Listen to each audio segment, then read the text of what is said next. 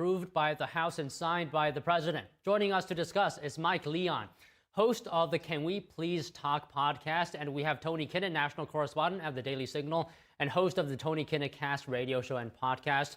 So, as always, good to see you guys on this Tuesday afternoon, and happy Veterans Day. So, Tony, I want to go to you first. Your first thoughts when you heard Democrats joined Republicans to vote for this bill? I mean, it was expected. Unfortunately, there were obviously going to be individuals, especially inside of the purple state, and also with Tim Kaine and his large amount of federal workers as his constituents in Virginia. This was always going to happen.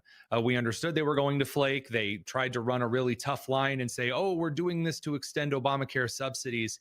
And then when they were asked why Obamacare subsidies needed to be extended, if the program was so great, when you and I and everyone in the country was told it was going to be wonderful, well, why did these subsidies need to be extended? Why did Biden's COVID subsidies need to continue on ad nauseum? They had no answer. And as the country continued to look at the failure of the shutdown, eventually people like Cortez Masto were able to rally a couple other purple senators and kind of the more moderate establishment to her side, and they broke the back. Unfortunately, it had to take this long. Okay, so Mike, let me go to you. What's your perspective? Yeah, good to see you guys this afternoon. It's a little similar. I think the biggest thing was, last week when we were on here, Tony said maybe the consequences of the election and what would happen would play a factor. Well, it did, but not in the way that you think. None of these senators are on the ballot in 26, right? And Angus King, who's, sometimes caucuses with Democrats, is an independent. So when you look at it just from that perspective, when you look at there's no consequences that any of these senators will face in 2026, given the consequences of what happened in 2025 with this, election on the off year, I think it kind of sent the message of these were the right Democrats that could actually do this because they wouldn't face the potential blowback at the ballot box. And like we've talked about, look, I traveled this week to New York and back for my brother's wedding. I dealt with flight delays, taxiing delays as well, getting to the gates. You've seen the videos. NTD has posted it on their social media about pilots, getting on the loudspeaker and saying, hey, we're going to be about maybe 3-4 hours delayed here. So there's a huge impact. But not only that, there's a safety. And as we said before, Don, as you said before we came on, there are people that are going to be missing a second and maybe tertiary paycheck coming up here, depending upon how the vote goes on Wednesday. So it's good to see it finally potentially dwindle down. But like Tony said, maybe this could have been avoided earlier. But to my overarching point, we're going to be back here in January talking about a looming government shutdown and how we figured this all out. Okay, so Tony, like Mike said, those senators that voted for the bill are not on the ballot for 2026. Well, what do you think persuaded these Democrats to vote for the bill? Well, two things. Number one, according to some of the reporting from Axios, members of the House in their own state, because yes, there are some House Democrats that are on the ballot in those states. Again, all of the House. So when you look at 2026 in the House is already being tenuous for Democrats as it is, the idea that there might be some individuals, not, Seth Moulton, for example, who's trying to undercut senior Democrats in Massachusetts. But when you look at other House members across the country, there are those that don't believe that the current strategy right now of playing hardball ad nauseum is really effective. They see it's not what Americans want. We saw that in Pennsylvania. We've seen that in Georgia, although Ossoff and Warnock haven't necessarily played to that tune yet. I think realistically, though, what got a lot of these people to finally end up kind of calling it quits on this particular shutdown is that they were never going to get what it was that they wanted, because what it was that they were asking for was completely ridiculous. And there was no argument to make for another year, as again, air travel in this country has been completely crippled. There's no reason it should be like this. And now, of course, the upgrades that were already set in place to pick up after the mess that Pete Buttigieg should have solved and then wasted money and time to ignore. Those are things that now have to be factored into this series of delay reconciliation. And so if you're Dick Durbin, yeah, you do eventually have to figure it out, because O'Hare has to function one way or the other. So, Mike, do you agree with that one point that Tony said, that the Democrats were never going to get what they were asking for, and that's why they voted for this package? Yeah, I mean, yes. It's short answer, yes. I do. I agree with what he's saying in terms of they were never going to get exactly what they wanted. They were trying to hold the line, and there was one potential line in the sand, and this was kind of the one that they could potentially make. So I will agree with that. Let me just push back on something Tony said there, because under Pete Buttigieg with the DOT, one of the big things that Buttigieg did was focus on holding the airlines accountable. Right. So flight delays that impact consumers, making sure you're refunded and notified by the airlines. He focused more on that, whereas you see Secretary Duffy's focusing more on the archaic system and how, air traffic control handles this. So those are two different ways of the way they're going about it. And I think, yes, there were some failures under Pete. Maybe there's been some failures under Duffy, but again, a lot of it has dealt with the government being impacted. Doge cuts first initially, and now you have a government shutdown. None of that's going to help him and his department. I think if you injected him with truth serum, he would definitely tell you that. But in terms of the Democrats here, real quick on this, again, I'll say this again. The Republicans are in charge of the government. There was a mandate in the election that every Republican strategist and their mother told me on every news outlet I've ever been on over these last 10 months that the country wanted Republicans in charge. So because the country wanted Republicans in charge, they now have to figure out how to govern. What does that mean?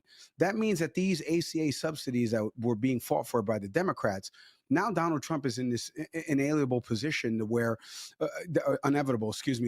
position where now he actually has to come up with a healthcare plan to replace this. He ran on it in 2016.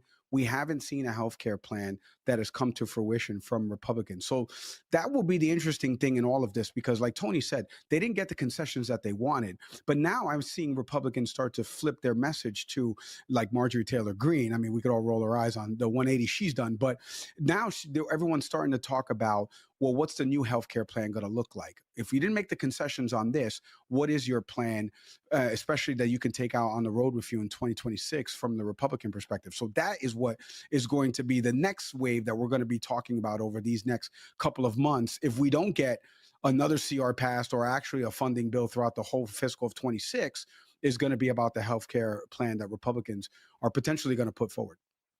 So, Tony, can you talk a little bit about the Affordable Care Act? Leader John Thune promised the Senate will vote on it. The subsidies in December. How do you think this is going to play out? Well, I think there's going to be a series of rules that are put forward that are essentially trying to keep fungible amounts in different states from going to those who aren't supposed to be receiving federal assistance. We've seen this, of course, on the data in California, Minnesota, et cetera. But of course, I don't believe we're going to see those subsidies passed in December, because the Obamacare, the Affordability Care Act, it's a complete failure. And that's not me saying that. That's Senator Peter Welch of Vermont saying that, Democrat, on the Senate floor. It's a failure. We were told it was going to be the savior of the American healthcare system. It was a complete abysmal failure. We threw more money at it. Then we threw more money at it. Then we threw extra subsidies on top of the more money we threw at it. It's a failure. So, I mean, but before we get into the conversation of, well, what's the magical plan? The system that we had before was far better than this. And we came in and we, like a bull in a china shop, we knocked everything over, as the left often does. And now there's nothing to actually put back together. And so I'm going to kind of push back just a little bit, Mike, on the, well, where's the plan? Again, I don't recall asking anyone to come in and tear apart the system that we had, which was not perfect and had its own issues. But now that the Democrat system of throwing infinite amounts of money at the healthcare system that fails and insurance premiums are skyrocketing, and the idea that the last administration went after kind of consumer choice instead of fixing the systemic issues at play, just throwing another coat of paint on it and throwing more money and hoping the building stays up isn't working. And so this administration is going through and is picking apart some of that mess.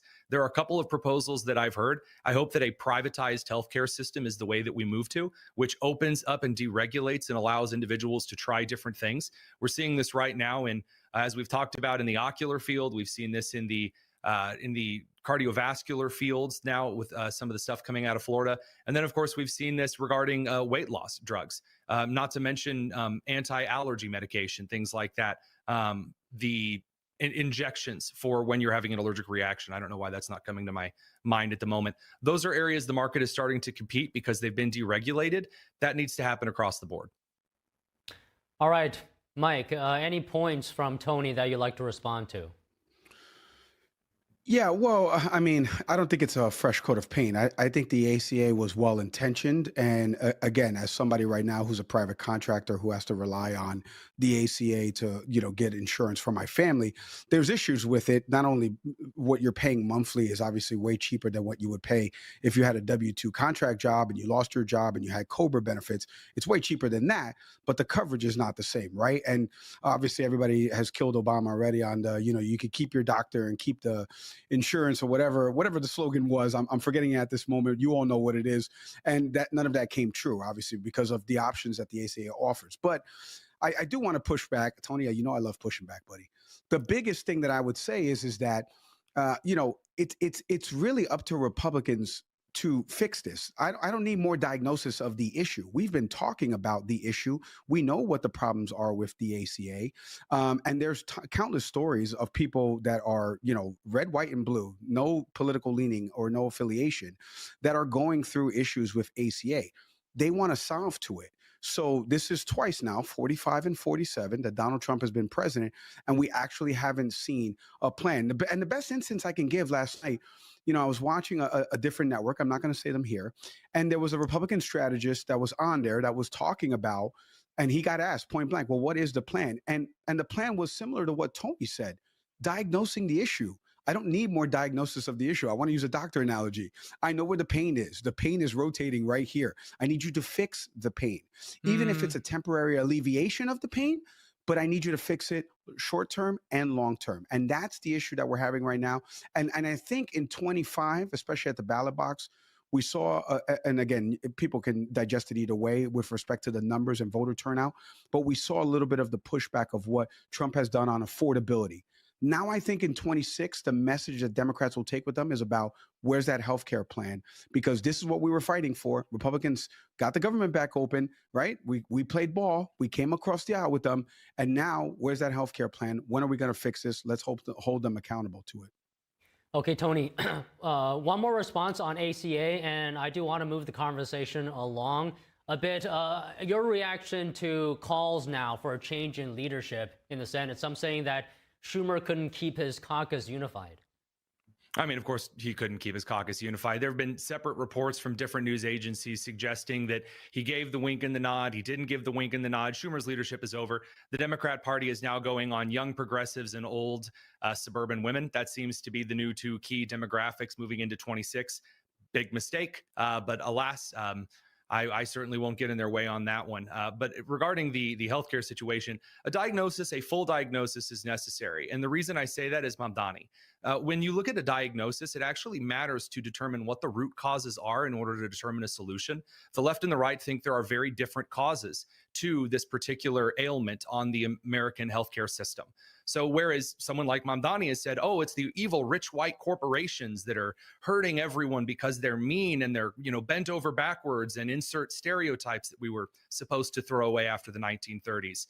No, that's absolutely ridiculous. And we did try the last diagnosis and solution. So if there's a period now, a month, 2 months, where Republicans openly debate, because our caucus doesn't usually go behind doors and unilaterally align, we argue things out in the open, messy, and often discordant, then we're going to find a solution that is hopefully better. I can't promise that it'll be better, because whether it's Mike Lawler from New York who wins out, or it's someone more like Thomas Massey, or it's Byron Donalds, or it's the young man out from California that also has a new proposition that's far more moderate than Byron Donalds in that example. I don't know what the solution to that can be. What I want to see is it advocated and argued out in the open until we come with the most deregulated system. That's kind of my answer to that pushback, Mike. Okay, Mike, I think we do have to wrap up a bit. Any final thoughts you have? Maybe you can respond to calls for a change in leadership in the Senate. Yeah, well, I mean, the best relationship I have is with Congressman Seth Moulton. I've had him on the show a bunch, and he's one of the members of Congress I've been communicating with prior to coming on here to just talk about his vote potentially on Wednesday. And, I do agree with him just in terms of, I know Aaliyah had a famous song, age is nothing but a number, but Chuck Schumer is getting up there in age. He wasn't able to keep his caucus together on this. The one thing I've always credited Republicans on my show about is that they stay unified. I think Marjorie Taylor Greene is an exception to to the rule right now in terms of what she's doing and going on every other network and talking about what Republicans have done wrong. And maybe Thomas Massie, obviously. But I think that unified front, the ability to have a unified message that trickles not only from the chambers of the Senate, but also to the House as well. I think Schumer and Jeffries are leave a little bit left to be desired. And I know not only Seth Moulton has that opinion, who's more of a moderate Democrat, who I think will appeal more on a broader stage because he's an Iraq veteran, because he's somebody that, you know, ran in a purple district and flipped that years ago back in 2014. But I also think that there needs to be more Democrats like a Seth Moulton that, to Tony's point, should hopefully, you know, take over a little bit more of the party and rein the party a little bit more back in from the fringes of the far left. Well, all right, Tony and Mike, good conversation. As always, thank you very much. Talk to you next week. Thank you, guys. Thanks, Tom. President Trump floats the